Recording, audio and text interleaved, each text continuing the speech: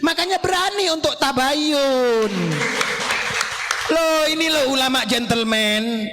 Jangan hanya diam aja.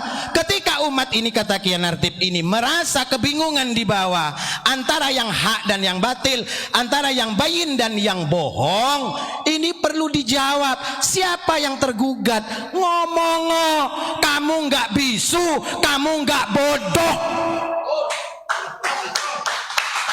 Ngomong, bicara. Bukankah engkau dijadikan ketua orang sedunia, ngurusi masalah Nusantara saja juga tidak becus, berarti kamu bukanlah Nusantara. Ada lagi yang mengatakan Habib Rizik itu gurunya NU, Habib Taufik gurunya NU. Ini perlu diperjelas. Sebelum Nahdlatul Ulama berdiri, konflik nasab itu sudah ada. Jadi tidak mungkin keturunannya mereka mayoritas yang menjadi pendiri-pendiri Nahdlatul Ulama. Ini tidak disampaikan oleh siapa? Enggak tahu memang PBNU. Apa karena memang PBNU tidak tahu, atau tidak tahu menahu, atau memang tidak mau tahu?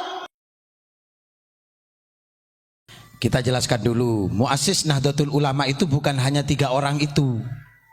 Kemudian embrionya Nahdlatul Ulama itu bukan Mbah Hasyim yang buat. Jadi kalau ibarat ada embrionya, dan ini bukan ibarat tapi memang ada embrionya NU itu. Apa embrionya? Taswirul Afkar. Sebelum Taswirul Afkar itu ada namanya SDI, Serikat Dagang Islam, yang didirikan siapa? Hos Cokro Aminoto bersama Mbah Wahab Hasbullah. Pada saat itu Mbah Hasyim nggak terkenal, nggak dikenal itu pada saat itu. Kemudian bergulir lagi adanya Taswirul Afkar. Taswirul Afkar tidak mampu untuk membendung betapa dahsyatnya pada saat itu globalisasi yang dibawa oleh VOC.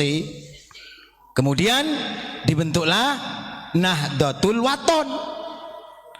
Ketika Nahdlatul Wathon, ketika Nahdlatul Wathon itu dibentuk, baru Mbah Hasyim Asy'ari dipanggil oleh Mbah Kahar.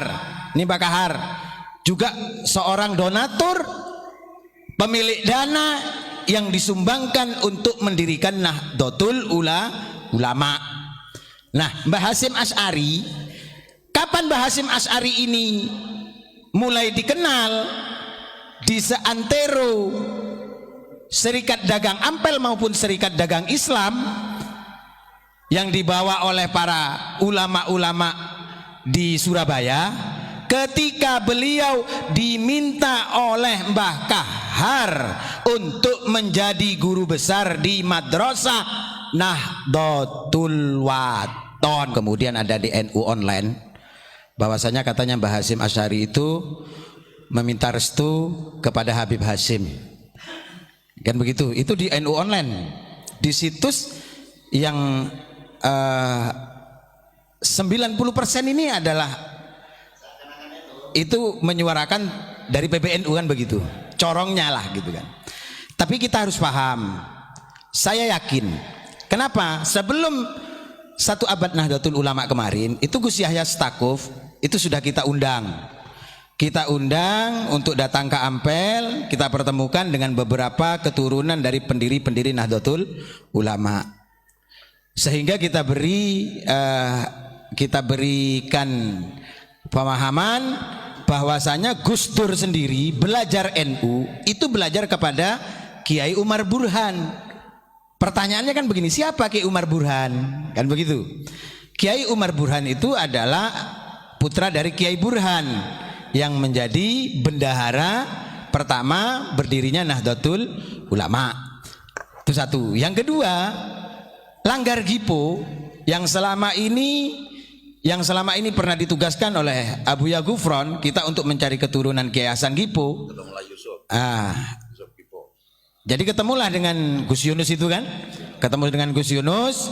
Nah di sana ternyata memang ada sejarah bukan pembelokan, tapi ini sejarah ini tidak komplit, artinya tidak lengkap. Kalau selama ini yang di framing itu hanya 3 ulama, Mbah Hasyim Asy'ari, Mbah Wahab, dan Mbah Bisri Samsuri, ternyata muassis NU ini yang menjadi struktur itu ada 32.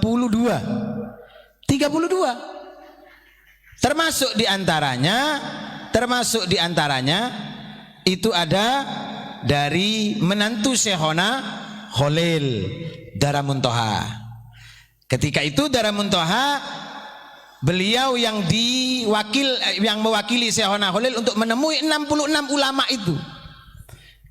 66 ulama yang akan sowan ke Syekhona Khalil. Ternyata dari 66 itu ada 313 ulama, Kiai. Nah, ini tidak disampaikan. Bagaimana 3 ulama ini bisa mendirikan Nahdlatul Ulama, sementara mohon maaf Mbah Wahab Hasbullah ketika mendirikan Nahdlatul Wathon, beliau pada saat itu menjadi menantu Kiai Musa Kertopaten, menjadi menantunya orang Surabaya. Kita tahu jarak tempuh pada saat itu, kita bisa bayangkan ini tahun 1900 itu Jombang dengan Surabaya, betapa sulitnya transportasi. Kemudian bagaimana Mbah Hasyim Asy'ari yang belum dikenal di kalangan Surabaya bahkan mancanegara. Mohon maaf, tulisan Rois Akbar itu bukan pada masa Mbah Hasyim hidup. Ini sudah pernah kita sampaikan. Kapan? Ketika kita berbicara itu dengan putune Mbah Wahab, dengan cucunya Mbah Wahab sendiri. Jadi Rois Akbar itu gelar yang diberikan oleh Mbah Wahab Hasbullah ketika Mbah Hasyim sudah tidak ada. Kenapa? Karena Mbah Hasyim Asy'ari tidak berkenan dengan gelar seperti begitu. Tapi karena ini adalah penghargaan agar apa? Agar semua orang-orang yang mengaji kepada Hadratus Syekh ini bisa memahami apa yang dimaksud oleh Hadratus Syekh. Barang siapa yang membesarkan merumat Nahdlatul Ulama, maka aku doakan anak cucunya husnul khotimah. Kemudian Mbah Hasyim Asy'ari, gelar Hadratus Syekh itu yang memberikan juga Mbah Wahab Hasbullah. Ibarat begini, Mbah Wahab Hasbullah itu kemana-mana. Yang ke luar negeri itu Mbah Wahab Hasbullah dengan Kiai Raden Asnawi. Termasuk Komite Hijaz. Komite Hijaz ini bukan murni sendiri dari Mbah Hasyim Asy'ari. Jadi Komite Hijaz itu sebelum NU ada, Komite Hijaz ini sudah dibentuk. Oleh siapa? Oleh amanat Syekh Nawawi kepada santri-santrinya. Makanya wajar kalau Syekh Nawawi harus diakui sebagai inisiator berdirinya NU ini, baik itu melalui embrio tadi Taswirul Afkar, Syarikat Dagang Ampel, kemudian Nahdlatul Tujjar, Nahdlatul Wathon, kemudian ada lagi Jamiyatul Masajid, Takmirul Masajid, Jamiyatul Tahlil, kemudian Jamiyatul Ma'had, Jamiyatul Pesantren. Ini adalah embrio-embrio yang didirikan oleh keluarga besar Ampel. Maka daripada itu ada seseorang yang menulis bahwasanya yang memusuhi saya di tanah Jawa itu adalah keturunannya dari Syekh Ali Akbar. Syekh Ali Akbar itu siapa? Cucunya dari Mbah Ampel. Keturunannya mereka mayoritas yang menjadi pendiri-pendiri Nahdlatul Ulama. Ini tidak disampaikan oleh siapa? Enggak tahu memang PBNU. Apa karena memang PBNU tidak tahu, atau tidak tahu menahu, atau memang tidak mau tahu? Loh, ini pernah disampaikan oleh siapa? Oleh Gus. Jadi inilah, kita jeda sejenak ya. Ini kalau bicara NU semangat. Kemudian menjelang 1 abad Nahdlatul Ulama di Sidoarjo kemarin itu, dari PBNU mengutus salah satu anggota Ansor yang bernama Jonathan untuk datang ke Langgar Gipo mengklarifikasi pernyataan teman-teman Langgar Gipo, karena teman-teman Langgar Gipo ini kan gabungan dari masing-masing duriyah para pendiri Nahdlatul Ulama. Ada putranya, ada keturunan Kiai Mas Alwi bin Abdul Aziz, Kiai Ridwan Abdullah, kemudian keturunan dari Mbah Umar Burhan, Kiai Zubair Gresik itu. Nah, kalau sejarah NU kemudian Mbah Hasim dikatakan meminta restu kepada Habib Hasim, ini kita nalar bahwasanya embrio Nahdlatul Ulama Mbah Hasim tidak ikut mendirikan, sementara NU ini berdiri ini berdasarkan kekeluargaan, karena Mbah Hasan Gipo punya hubungan famili dengan Mbah Wahab Hasbullah, Mbah Wahab Hasbullah punya hubungan famili dengan Mbah Kahar, Mbah Kahar punya hubungan erat dengan Mbah Burhan, Mbah Burhan punya hubungan famili dengan Mbah Zubair, Mbah Zubair punya hubungan famili dengan, jadi masing-masing ini bereratan saduluran. Kenapa kok bisa berhasil? Kenapa kok bisa berhasil mendirikan itu? Karena beliau tidak hanya bicara tapi juga mengeluarkan dana itu. Artinya apa? Ada yang mendanai. Nggak mungkin kalau organisasi ini diplot atau dimonitori oleh orang luar, kemudian yang mendanai adalah orang-orang pribumi, nggak mungkin. Jadi KP ini saduluran. Para pendiri-pendiri Nahdlatul Ulama itu, makanya kalau ingin mencari sejarah NU yang asli bukan di Jakarta, tapi di Surabaya. Karena pendiri-pendiri NU itu banyak di Surabaya. Nah, ini ada lagi yang mengatakan begini.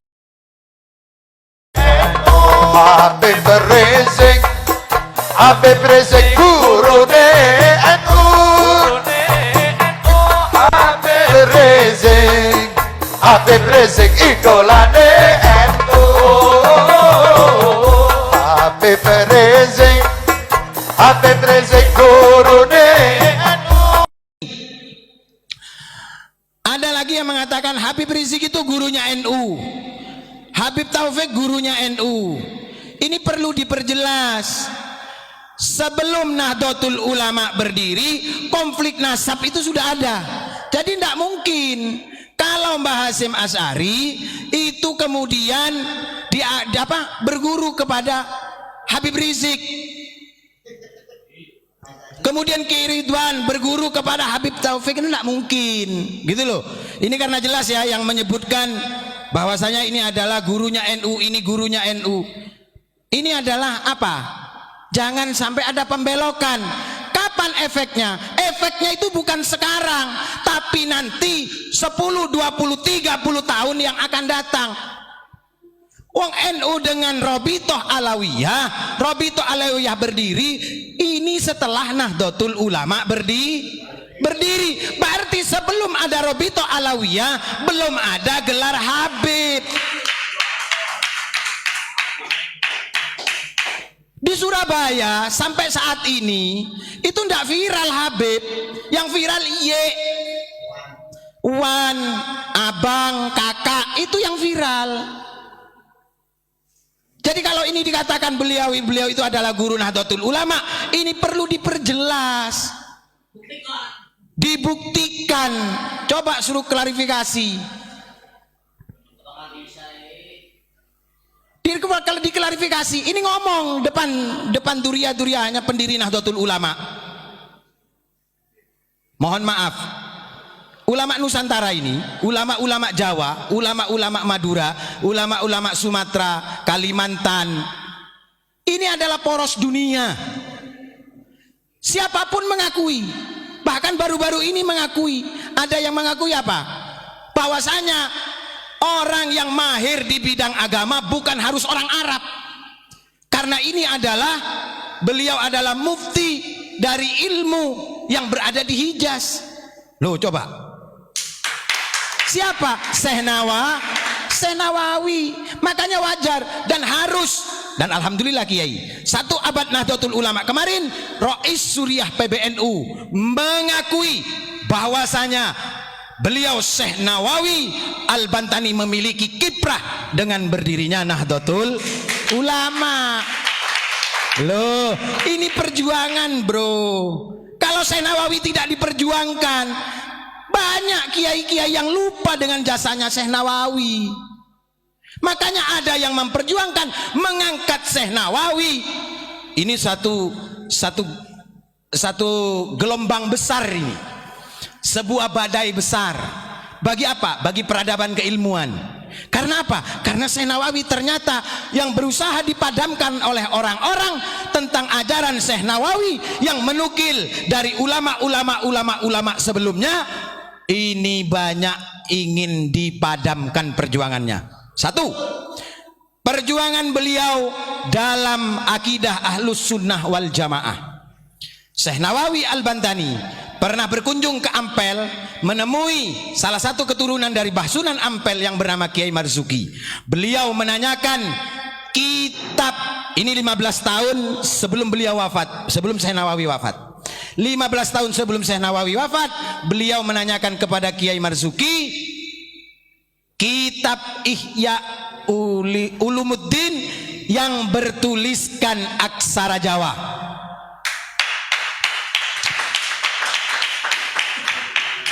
Berarti apa? Berarti memang di Jawa ini apa yang dikatakan oleh Kiai As'ad Samsul Arifin, bahwasanya akidah Ahlus Sunnah wal Jamaah dititipkan oleh Rasulullah, diperintahkan oleh Rasulullah kepada Raden Ahmad Rahmat Sunan Ampel, ini benar adanya.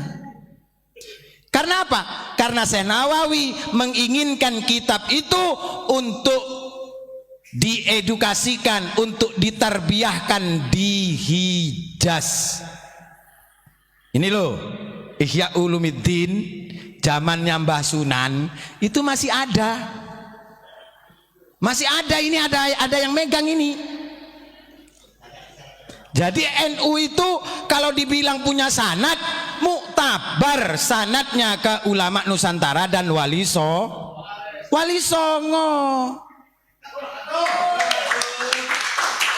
Sementara dari saudara-saudara itu mengakui betapa keilmuan ulama Nusantara ini sungguh sangat luar biasa. Nah ini kembali lagi, kalau tadi minta restu, inti minta restunya kapan? Dijelaskin dong. Kemudian buktinya mana? Kan begitu. Sementara Mbah Hasyim Asy'ari dalam embrio Nahdlatul Ulama saja tidak ikut mendirikan kok. Nah kemarin itu ada yang menyatakan bahwasanya Mbah Hasyim Asy'ari yang mendirikan Nahdlatul Tujjar. Nahdlatul Tujjar itu kita tahu apa Nahdlatul Tujjar? Kebangkitan para pedagang. Kapan Mbah Hasyim Asy'ari jadi pedagang? Nah ini kita counter, kita tunjukkan kepada tim kreatif itu. Akhirnya apa? Karena Mbah Hasyim tidak ikut mendirikan Nahdlatul Tujjar. Nahdlatul Tujjar itu yang mendirikan adalah Mbah Yai Hasan Gipo. Kemudian ada yang mengatakan Kiai Hasan Gipo itu bukan kiai, itu saudagar. Ini perlu tabayun lagi. Siapapun yang mengatakan Mbah Hasan Gipo itu bukan kiai, perlu ditabayuni lagi. Ini kita kadang-kadang kan belajar sejarahnya itu sepotong-sepotong, tidak betul-betul mau menggali dan mempublikasikan, tidak mau adanya edukasi. Artinya apa? Memberikan pemahaman-pemahaman yang lansam, yang berkelanjutan. Sehingga apa? Sehingga kita gampang untuk dipotong di tengah jalan. Tapi ingat, kata Mbak Yahya Halwani apa? Jangan sering memotong sejarah orang supaya sejarahmu tidak Tidak dipotong oleh Allah Subhanahu wa taala. Jadi seperti itu. Ini pentingnya edukasi. Kalau kita belajar bagaimana keterlibatan dari pondok pesantren Sidogiri, ternyata ini masih keluarga. Keluarga dari siapa? Keluarga dari Syekhona Khalil, karena kakeknya satu. Dari siapa? Kiai Asror. Kiai Asror dari Sayyid Sulaiman. Sayyid Sulaiman dari Mbah Sunan Gunung Jati. Maka wajar kalau Abuya Gufron ketika meluruskan Mufarraqah NU di Jombang, beliau datang ke Sidogiri. Ternyata ada trah sama-sama dari keturunan Sunan Gunung Jati. Makanya berani untuk tabayun. Loh, ini loh ulama gentleman. Jangan hanya diam aja. Ketika umat ini, kata Kiai Nartib ini, merasa kebingungan di bawah antara yang hak dan yang batil, antara yang bayin dan yang bohong, ini perlu dijawab. Siapa yang tergugat? Ngomong, kamu nggak bisu, kamu nggak bodoh. Ngomong, bicara. Bukankah engkau dijadikan ketua orang sedunia? Ngurusi masalah Nusantara saja sudah tidak becus, berarti kamu bukanlah Nusantara. Jangan dibiarkan ini Nusantara. Tidak akan ada efeknya bagi mereka yang cuek, tapi bagi mereka yang teliti ini akan menimbulkan percikan-percikan kebencian. Jangan dibiarkan berlarut-larut. Tabayun. Kalau kami berani menyampaikan begini kepada PBNU, kami sudah sampaikan, Kiai, melalui sekretaris Katib Suriah. Bagaimana polemik ini, Kiai? Jangan sampai nanti di bawah ini saling cakar-mencakar. Gejolak ini harus ditangani dengan serius. Karena apa? Negara ini tidak berdiri dengan kaki sebelah, dengan satu kaki, tapi negara ini disonggoh oleh berjuta-juta kaki dan berjuta-juta intelektual. Ini perlu dijawab. Monggo. Supaya apa? Supaya tidak menjadi kembang api kebencian. Kalau kita menjelaskan apa yang ada di dalam kitab ini, apa yang di dalam kitab itu, kita dianggap menyerang. Ngapain lu beli kitab? Ngapain kitab itu ditulis? Udah bakar aja kitab-kitab itu. Berarti Indonesia sudah tidak butuh kitab, tidak butuh ilmu. Ulama Indonesia sudah tidak mau berpegang teguh kepada ulama.